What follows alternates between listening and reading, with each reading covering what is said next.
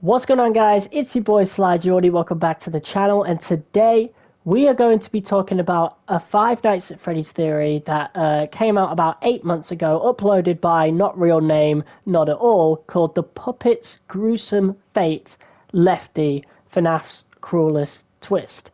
So the gist of this theory is, and my eventual problem with it, is that it is theorized, not real name theorizes that Lefty is essentially a torture device for Charlotte made by Henry. The main argument being that the steady voltage in these schematics is actually a controlled shock. Now, right off the bat, I have to say that this is just completely false. FNAF 6 isn't going to mess around with those words. You know, that game was made to tie up loose ends, you know, and I'm pretty sure the taser used in the salvage room was an actual, like, controlled shock. I think Cassette Man or Henry actually straight out said that it was a controlled shock. You know, if the animatronics, you know, aren't as docile as they originally appeared to be. And if you did believe that this steady voltage was a controlled shock, surely that would mean we would hear it, because you hear the controlled shocks in the salvage room. They're quite loud, you know, the electrical noises that reset the animatronics. This does not happen to Lefty, you know, and there's a steady voltage throughout in Lefty, so again, this would be happening repeatedly, not even repeatedly, like the whole entire time that that Lefty is active with the puppet inside it, you know. So obviously Lefty stands for lure, encapsulate, fuse, transport, and extract, and it basically goes into how it attracts the puppet through the bracelet code that, you know, is still on within the security puppets programming from way back when Charlie was murdered. But it also talks about the lullaby index, which is basically the music box thing that soothes the puppet, makes it fall asleep, which I theorize to be how Lefty is okay during the day, you know. But at nighttime, this isn't the case. Obviously, we do hear it wind up here and there. Hell, you could theorize that that music box doesn't exactly even work anymore by the time we get to the salvage room, because it does wind up, but no music plays, and Lefty can still kill you in that salvage room. But yeah, it talks about the steady voltage, and I don't understand how you could perceive that to be a controlled shock.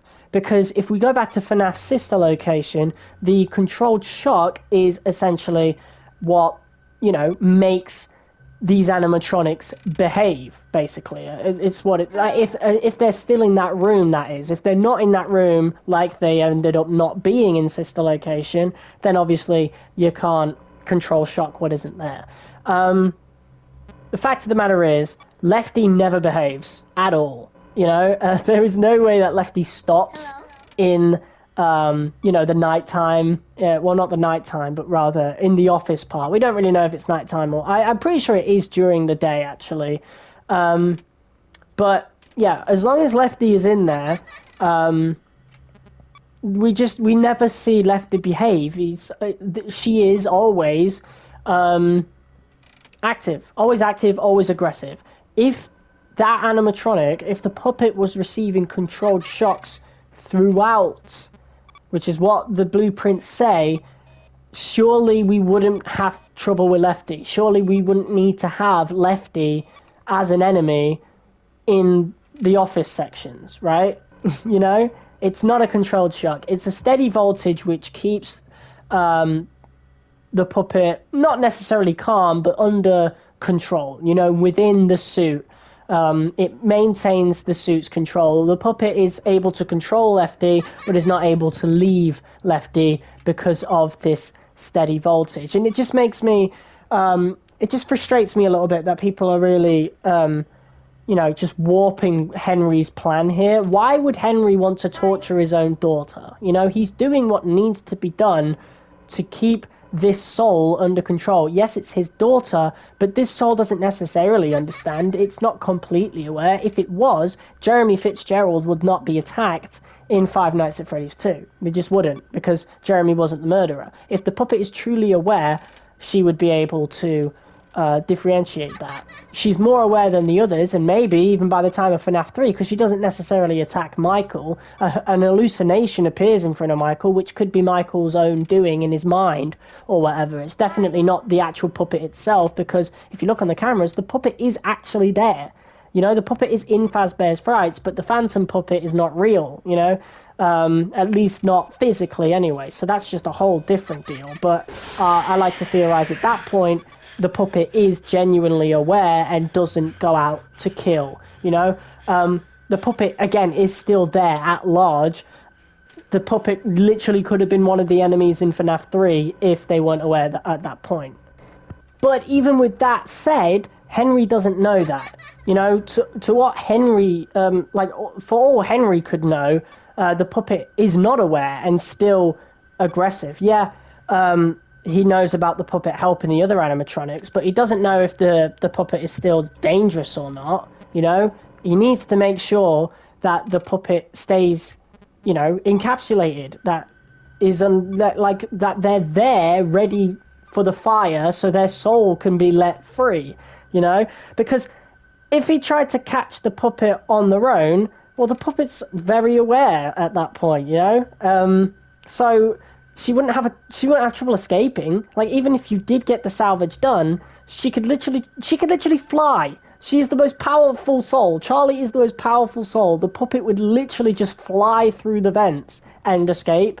You know, she doesn't have to do the whole crawling thing that Scrap Trap and Scrap Baby, etc. have to do. Like, no, she can just glide and fly out of the building and escape. Lefty is there to capture the puppet. That's literally all it is. That steady voltage is there to keep the puppet under control from breaking out of Lefty. You know, she's not in pain, and even if she was, well, she is in eternal pain in a way anyway, but it's not a controlled shock. And here's another thing, to get into more basic terms, the words steady and shock don't go together, you know? Like, shock, it's shocking, you know? It's out of nowhere. That's not, like, it doesn't make any sense to put shock with steady. I don't understand how someone has gotten this confused.